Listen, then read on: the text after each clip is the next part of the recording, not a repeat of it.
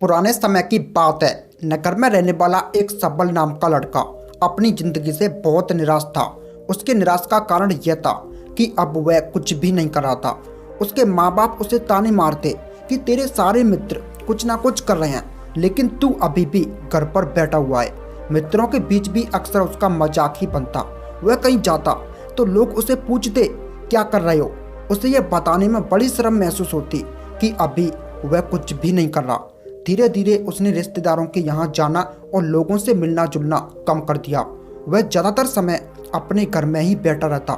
वह अकेले में रोता, भगवान को कोसता और अपनी किस्मत को दोष देता रहता।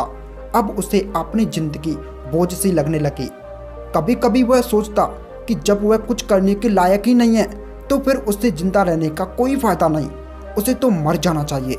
एक दिन वह अपने नगर की एक सड़क से गुजर रहा था।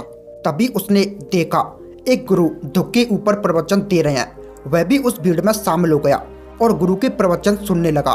गुरु बोल रहे थे कि दुख एक गुरु की भांति होता है जो हमें जीवन की सच्चाई दिखाता है और हमें सही से जीवन जीने का तरीका सिखाता है। आप चाहे तो अपने दुख रूपी गुरु से जीवन जीना सीख सकते हो और चाहे तो उस दुख में डूबकर बैठकर रो भी सकते हो। सबल भी गुरु की ये सारी बातें बड़े ध्यान से सुन रहा था, लेकिन उसे गुरु की ये सारी बातें सही नहीं लगी। उसने खड़े होकर कहा, दुख कुछ भी सिखाकर नहीं जाता, सिर्फ पीड़ा देकर जाता है। दुख की पीड़ा अनंत होती है।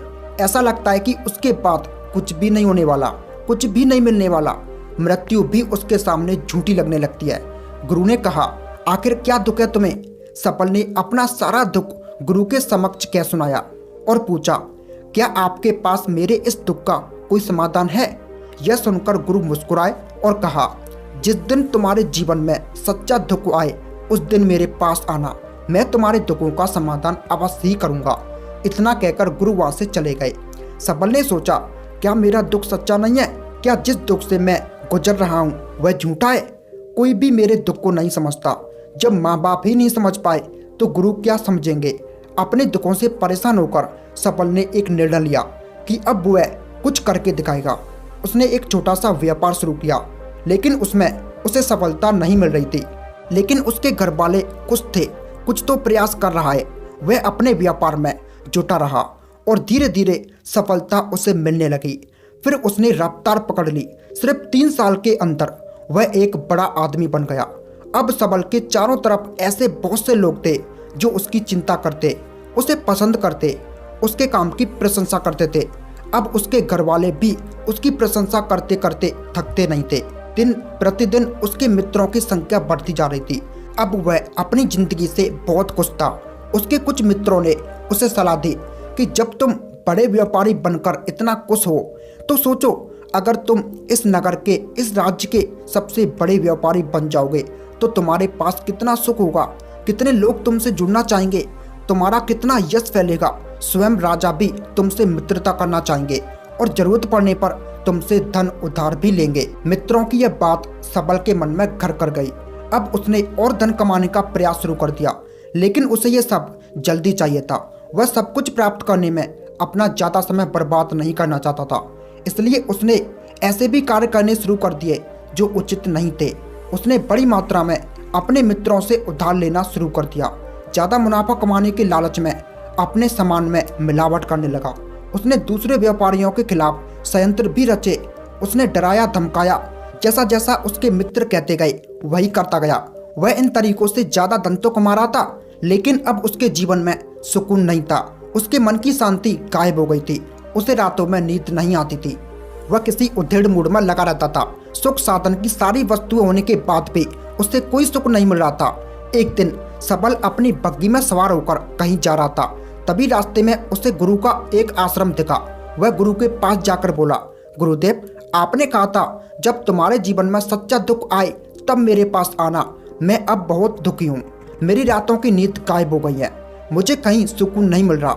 इस तरीके से सबल ने अपनी सारी समस्या गुरु के सामने क्या सुनाई।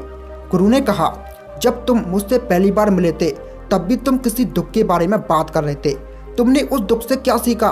सबल ने कहा, मैंने सीखा कि सिर्फ सोचने और चिंता करने से कुछ नहीं होता। अपनी सोच को सच करने के लिए कर्म करना पड़ता है और सिर्फ कर्म करने से कुछ नहीं होता। अपने कर्म को अंतिम पड़ाव तक ले जाना भी आवश्यक होता है। चाहे रास्ते में कितनी भी मुश्किलें आए, मन कितना भी निराश हो, कितना ही लगे कि अब आगे कुछ नहीं होने वाला, तब भी यह मानकर चलो कि मैं जो भी कुछ कर रहा हूँ उसमें मैं अवश्य सफल होऊंगा। लोग सिर्फ सफल व्यक्ति को सम्मान देते हैं, फिर चाहे कोई कितना भी अच्छा क्यों ना हो, वह लोगों की नज़रों में बोझ ही होता है। यह सब सुनकर गुरु मुस्कुराए और कहा, यह असली दुख नहीं है। जब तुम्हारे जीवन में असली दुख आए तब मेरे पास आना, मैं उसका समाधान अवश्य करूंगा। सबल ने जाते समय गुरु को सोने के सिक्कों से भरा एक घड़ा भेंट किया। घड़ा देखकर गुरु ने कहा, यह मेरे किसी काम का नहीं, इससे जाकर उस पेड़ के नीचे दफना दो। सबल ने गुरु के कहे अनुसार घड़े को पेड़ के नीचे दफना दिया और वहां से चला गया। कुछ दिनों तक व्यापार अच्छी तरक्की कर रहा था, लेकिन गलत व्यापार की वजह से धीरे धीरे उसके व्यापार में घाटा होने लगा। उसकी सारी धन संपत्ति धीरे धीरे खत्म होने लगी और एक दिन ऐसा आया जब उसके पास कुछ भी नहीं रहा और वह कर्जे से लद चुका था। लेकिन वह निश्चित था, क्योंकि उसने सारा कर्जा अपने मित्रों से ही लिया था। वह सोचता था कि उसके मित्र बुरे समय में भी उसका साथ देंगे, लेकिन ऐसा कुछ भी नहीं हुआ। बुरा समय आते ही मित्रों ने अपना उधार मांगना शुरू कर दिया। वापस ना मिलने पर सबल को जान से मारने की धमकी भी दी। उसके चाहने वाले भी उससे दूर हो गए। उसके वह मित्र जो उसके साथ मौज मस्ती करते थे अब उससे दूर भागने लगे। उसके परिवार वाले उसकी गलतियां और कमियां गिनाने लगे। उसकी सारी संपत्ति नीलाम हो गई। उसके पास कुछ भी नहीं बचा। उसने अपने पिता से सहायता मांगी तो पिता ने कहा, मेरे पास यह थोड़ी सी संपत्ति है, अगर मैं यह भी तुम्हें दे दूंगा तो मैं तुम्हारी माँ को कहाँ रखूंगा। यह संपत्ति हमारा आखिरी सहारा है। सबल के भीतर बहुत गहरा दुख था। उसके आसपास कोई नहीं था जो उसके दुख को समझ सके, उसे संभाल सके। लोगों से मिले इस धोखे विश्वासघात की वजह से वह अंदर से टूट चुका था। उसे लगने लगा कि अब जीवन जीने का कोई मतलब नहीं, अब तो मृत्यु ही एक मात्र सहारा है। वह आत्महत्या करने के लिए पहाड़ी की तरफ जा रहा था। तभी उसे याद आया कि गुरु ने कहा था, जब तुम्हारे जीवन में असली दुख आए तब मेरे पास आना। सबल गुरु के पास गया और अपना सारा दुख उन्हें बताया। आंखों में आंसू भरकर बोला, मेरे इस दुख का समाधान कीजिए गुरुदेव। गुरु ने कहा, जब तुम्हारे जीवन में असली दुख आए तब मेरे पास आना, मैं उसका समाधान अवश्य करूंगा। सबल ने कहा, क्या अभी जो मेरे जीवन में घट रहा है वह दुख नहीं है? आखिर असली दुख क्या होता है? गुरु ने कहा, सबसे पहले तो तुम मुझे ये बताओ, इस दुख से क्या सीखा? सबल ने कहा, मैंने सीखा कि जो लोग हमारी सफलता, हमारी तरक्की की वजह से हमारे जीवन में आए हैं वह हमें धोखा अवश्य देंगे, क्योंकि बुरे समय में हमारे साथ खड़े नहीं होंगे। वह केवल अच्छे समय में हमारा फायदा उठाएंगे और बुरे समय में छोड़कर चले जाएंगे। भरोसा केवल उन्हीं लोगों पर करना चाहिए जो हमारे बुरे समय, सफलता के समय हमारे साथ खड़े रहते हैं। लेकिन ऐसे लोग बहुत ही कम मिलते हैं, पर जिनके पास होते हैं उनकी कद्र करनी चाहिए, उनका अपमान नहीं करना चाहिए। मैंने ये भी सीखा कि कभी किसी के खिलाफ षड्यंत्र भी नहीं रचना चाहिए। ईमानदारी और धैर्य के साथ काम करना चाहिए और लालच नहीं करना चाहिए। अपना सारा दुख और अनुभव बताने के बाद सबल आंखों में आंसू भरकर गुरु के सामने बैठ रहा। थोड़ी देर बाद गुरु उठे और उस पेड़ के नीचे गड्ढा खोदकर वह घड़ा बाहर निकाला जो सोने के सिक्कों से भरा था और उसे सबल को दे दिया और कहा, तुम्हारे जीवन में असली दुख आए तब मेरे पास आना, मैं उसका समाधान अवश्य करूंगा। सबल ने गुरु को धन्यवाद दिया और प्रणाम कर कर वहां से चला गया। उसने उस धन से एक छोटा व्यापार शुरू किया। अब वह एक छोटा व्यापारी बनकर खुश था। अपनी पूरी लगन और ईमानदारी से व्यापार किया। देखते ही देखते वह फिर से अपने नगर का एक बड़ा व्यापारी बन गया। उसका जीवन खुशियों और सुविधाओं से भर गया। लेकिन कोई कितना भी अच्छा हो, कितना भी अच्छा काम करे, दान करे, पुण्य करे, लोगों की मदद करे, लेकिन जीवन में दुख तो आता ही है। सबल के जीवन में भी दुख आया। उसके माता पिता की मृत्यु के रूप में वह दोनों एक ही दिन मृत्यु को प्राप्त हो गए। सबल अपने माता पिता से बहुत प्रेम करता था, इसलिए उसे उनकी मृत्यु से बहुत गहरा आघात पहुंचा। उन दोनों के पार्थिव शरीर को शमशान घाट ले गया। वहां उनकी अंतिम क्रिया की गई। वहां उसने अपने माता पिता के शरीर को जलते हुए देखा तो उसका मन बेचैन हो गया। उसके अंदर बहुत से प्रश्न उठने लगे। वह घर वापस आया तो अपने माता पिता के घर और संपत्ति को देखा, जिसके लिए उसके माता पिता हमेशा लड़ते रहते थे। आज वह लावारिस पड़ी है। आज उसकी देखरेख करने के लिए उसके लिए लड़ने वाले इस दुनिया से चले गए। उसके पिता ने जो भी कमाया था, जो भी बनाया था, सब कुछ यहीं रह गया था। एक दिन पहले किसी से भी अपनी संपत्ति के लिए लड़ जाने वाले उसके पिता आज इस दुनिया से अलविदा हो गए थे। उसका मन इसी तरह के अनेक विचारों के भंवर में फंस चुका था। उसे अंदर से अकेलापन और डर महसूस हो रहा था। उसे कुछ खालीपन सा महसूस हो रहा था। उसे लग रहा था कुछ तो है जिसे वह समझ नहीं पा रहा था। इसलिए वह गुरु के पास गया। उसे देखते ही गुरु ने कहा, क्या जीवन में कोई दुख है? तो सबल ने कहा, जीवन में कोई दुख नहीं है गुरुदेव, सब कुछ ठीक है, बढ़िया चल रहा है। लेकिन आज मेरे माता पिता की मृत्यु हो गई। इस घटना ने मेरे मन को बेचैन कर दिया है। गुरु ने कहा, इसमें दुख होने वाली कौन सी बात है? एक दिन तो सभी के प्रियजनों को मरना ही है। हमेशा जीवित ना तो कोई रहा है और ना कोई रहेगा। एक दिन तुम्हें भी मरना ही है। हो सकता है कल ही मर जाओ या आज भी मर सकते हो। सबल ने कहा, यह आप क्या कह रहे हैं गुरुदेव? मैं भी मर जाऊंगा, पर मैं तो अभी जवान हूँ। गुरु ने कहा, इसी भ्रम में तो सभी जी रहे हैं। मृत्यु दूसरों को आती है, बुढ़ापा दूसरों को आता है, लेकिन बूढ़े के सामने जवान मर जाते हैं, बच्चे मर जाते हैं। मृत्यु का किसी उम्र से कोई संबंध नहीं है। यह तो सबको अपना ग्राहक बना ही लेती है। गुरु की यह बातें सबल के मन में घर कर गई। वह चुपचाप वहां से चला गया, लेकिन उसका मन अभी भी बेचैन था। वह कुछ खालीपन महसूस कर रहा था। वह पूरे दिन अपने बारे में सोचता रहता कि वह इस दुनिया में क्यों आया है। क्या सिर्फ चीजों को उपयोग करना और मरना ही जीवन का लक्ष्य है?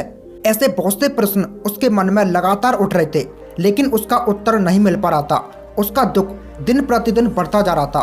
कुछ दिनों बाद वह फिर से गुरु के पास पहुंचा और बोला, गुरुदेव, मैं बहुत दुखी हूँ।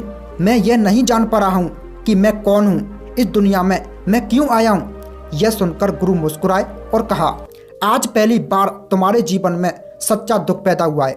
वास्तव में यही वह दुख है जो दुख कहलाने के लायक है, कि हमें पता ही नहीं कि हम कौन हैं, क्यों आए हैं, क्या करना है, कैसे करना है। सबल ने कहा, गुरुदेव, मेरे इस दुख का समाधान कीजिए। गुरु ने कहा, हम सभी इंसान जीवन भर क्या इकट्ठा करते रहते हैं? सबल ने कहा, हम सभी इंसान जीवन भर धन संपत्ति, मान सम्मान, परिवार, मित्र, शत्रु, पद प्रतिष्ठा यह इकट्ठा करते हैं। गुरु ने कहा, क्या इकट्ठा हुई चीजों से एक भी चीज साथ ले जाया जा सकता है? सबल ने कहा, नहीं गुरुदेव, इनमें से कुछ भी साथ नहीं ले जाया जा सकता। मेरे माता पिता के साथ कुछ भी नहीं गया। सब कुछ यहीं पड़ा है, लावारिस की तरह, परिवार, संपत्ति, सब कुछ। तो गुरु ने कहा, अब मेरी बातों को बड़े ही ध्यान से सुनना। इस दुनिया में हमें जो इकट्ठा करना है वह हम इकट्ठा करते नहीं। चीज़ें जो हमारे सामने होती हैं, लेकिन हम उन्हें देखने का प्रयास नहीं करते। इस दुनिया में हमें जिस चीज़ को इकट्ठा करना है वह हम खुद हैं। हमें खुद को इकट्ठा करना है ताकि जब मृत्यु हो तो हम एक हो सकें और स्वयं को पहचान सकें। हम भीतर से बटे हुए हैं।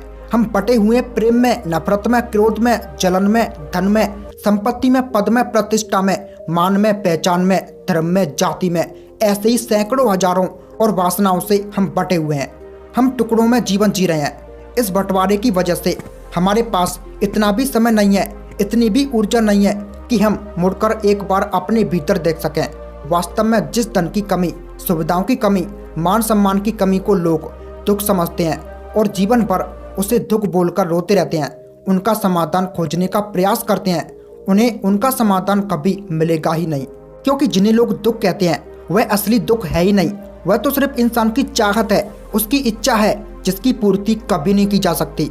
इसलिए यहाँ व्यक्ति को ऐसे दुखों का कभी समाधान नहीं मिलता।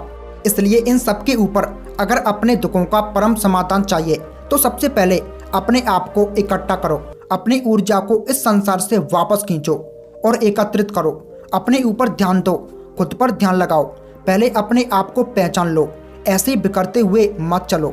सबल ने कहा, क्या गुरुदेव, हमें यह संसार छोड़ देना चाहिए?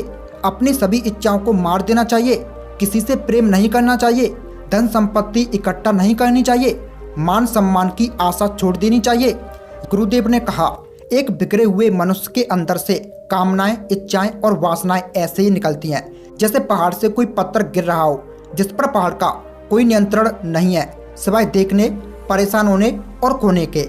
इसी प्रकार बिखरे हुए मनुष्य की इच्छाएं अनियंत्रित और दुखदायी होती है। उसका अनियंत्रित मन इच्छाएं और कल्पनाएं करता रहता है और दुखी होता रहता है। लेकिन जब व्यक्ति एकत्रित हो जाता है तो वह जो भी करता है उसके नियंत्रण में करता है। तब इच्छाएं भी उसकी इच्छाओं से निकलती है। सबल ने कहा, गुरुदेव, आपने मेरे सच्चे दुख का समाधान कर दिया। आपका बहुत धन्यवाद। मैं खुद को एकत्रित करने का प्रयास करूंगा। गुरु ने कहा, मानव शरीर में बहुत ऊर्जा है, बहुत शक्ति है, पर यह बेकार के कामों में बटकर रह गई है, व्यर्थ की चीजों में लगी रहती है। यह ऐसा है कि जैसे अत्यंत शक्तिशाली मशीन किसी बच्चे के हाथ में दे दी गई हो और बिना सोचे समझे, बिना किसी नियंत्रण और जानकारी के बस इस शक्ति को कहीं भी बर्बाद कर रहा है। इसलिए अपनी चेतना की शक्ति पर ध्यान दो और इसे एकत्रित करो। सबल को अपने प्रश्नों का उत्तर मिल चुका था। उसने गुरु को धन्यवाद दिया और वहां से चला गया।